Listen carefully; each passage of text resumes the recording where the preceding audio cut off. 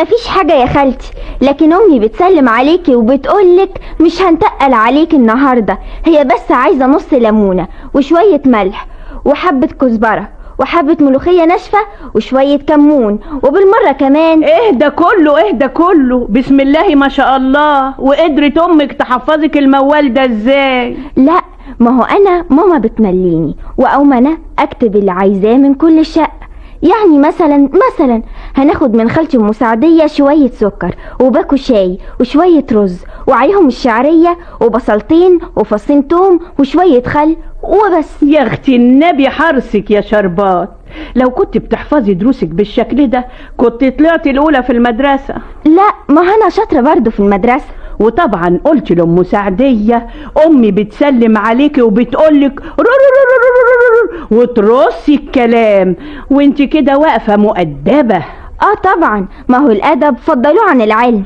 طب يا اختي مادام انت فالحة كده ما تقولي لامك ولابوكي بدل ما تطلبوا الطلبات دي كلها من الجيران روحي انزلي اشتري من السوق على طول. لا، ما هو بابا بيقول النبي وصى على 7 جار والجار للجار. طب يا اختي ما اذا كان ابوكي عارف ان النبي عليه افضل الصلاة والسلام وصى على 7 جار، طب ما يرحم الجار الاولاني والتاني والتالت من الطلبات اللي نازلة ترف علينا كل يوم. بابا بيقول انه بيطلب منكم مخصوص علشان ربنا يديكوا ثواب ويدخلكوا الجنة. طب قولي لابوكي ولامك النبي وصى على 7 جار واحنا النهاردة باذن الله هنيجي نزوركم ونطمن عليه. طب مش هتديني الطلبات اللي طلبتها؟ بكرة ان شاء الله. مع السلامة والقلب دعيلك. يا ساتر، جيران اخر زمن. اما صحيح جيران ما يعرفوش قيمة الجار، دول يحمدوا ربنا اللي انا ساكن في البيت ده معاهم. انا مقامي اكبر من كده. مقامك ايه يا اخويا؟ يا اخويا كفايه هم بقى وفوق لنفسك. مين؟ البت يا كبدي وشها بقى اسود من كتر الكسوف. هي مش الجيران لبعضيها ولا ايه يا ام شربات؟ خلاص انتهت المسألة. مفيش مروة، مفيش شهامة، مفيش جدعنة. يا خسارة يا ولاد، يا خسارة والف خسارة. ده كان على ايام جدي الله يرحمه الحاج خليل الطواحيني. يبشبش الطوبة اللي تحت دماغه. والعمر ليكي، عمرنا يا مشربات ما كان عنده في البيت ابدا. عمرنا اول ما نهل عليه ياخدنا على طول على ايها بيت في البلد ونقعد فيه ضيوف معززين مكرمين اكلين شاربين نايمين يا عيني. ولا ابويا الله يرحمه يبشبش الطوبة. الله يرحمه ويحسن اليه. كفايه بقى، كفايه، حرام عليك.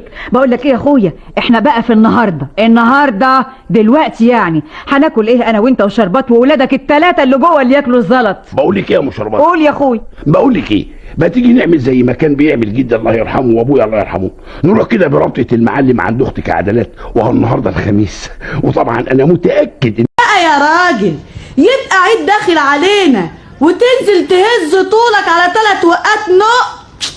يا بختك الاسود يا فكيهة. اللهم لا حول ولا قوة الا بالله. يا ستي قلتلك 1000 مرة انا موظف صغير على قد حالي. اعمل ايه؟ اسمتي نهايته. قبضت ولا لسه؟ امال اشتريت الحاجات دي منين؟ طب ايدك بقى على 5 جنيه خليني انزل ابضع شويه هدوم للشتا من الكازينات اللي ماليه البلد. ايه هدوم للشتا دلوقتي لما الشتا قرب يخلص؟ طب وماله، هي حاجه هتخسر؟ دي فرصه هنشتري القماش بنص التمن. يا ستي انت مش بضعتي اللي عايزاه في اول الشتا وخلاص؟ وافرض يا شحاته بلاش نتكسي انا والبت على ايد. عايزني اروح اعيد على امي بفستان قديم؟ مش كفايه سكت على الغلب والصبره؟ يا شيخه حرام عليكي، حرام عليكي، ده الدولاب مليان فساتين وجزم. عيني عليا. تعال اسمع وشوف الرجاله بتجيب ايه لستاتهم.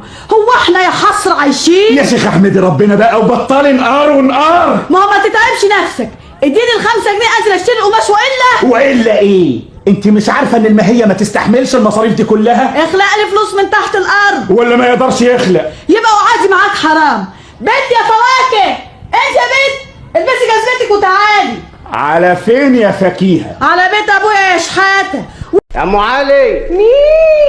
مين اللي بينادي؟ انا شوقي يا ست ام علي. خير ان شاء الله. عاوز ايه يا شوقي؟ المعلمه عليات بتولد وعاوزاكي حالا. قول لها مش فاضيه. مش فاضيه ازاي بس؟ ما انت قاعده في البيت اهو. قول لها مش جايه ومش عايزه تشوف خلقتك. يا ست ام علي اعملي معروف، المعلمه تعبانه قوي، حرام عليكي. هي دي عمرها تتعب؟ دي تعبه الحته كلها. يا ست ام علي حرام عليكي، خلي في قلبك رحمه. ما تقلبش دماغي، يلا نجر من هنا احسن لك. ايه ده؟ حاضر هنجر يا ست ام علي. عاوز ايه يا شوقي؟ المعلمه بتولد يا ست ام زكيه ومفيش حد معاها ويمكن يجرى لها حاجه. اريح. اريح ازاي بس؟ لازم تطلعي لها وتقعدي معاها. انا اطلع لها؟ هو حد بيقدر يهوب ناحيتها؟ دي غول اعوذ بالله. معلش يا ست ام زكيه، المسامح كريم والناس لبعضها. الناس لبعضها صحيح، لكن دي مش ناس، دي ما سابتش حد من غير ما تتسبب له في عاهه مستديمه. معلش لله. الواحده تعمل الله مع واحده يتمر فيها، انما دي ربنا ينتقم منها. معلش دي برضه جارتك يا ست ام زكيه. لا جارتي ولا اعرفها، دي حيه وهتخلف تعبان ولا حيه زيها، الهي تروح باللي في بطنها كده اهو. طيب يا معلمه. مين؟ شوقي. ازاي الحال دلوقتي؟ انت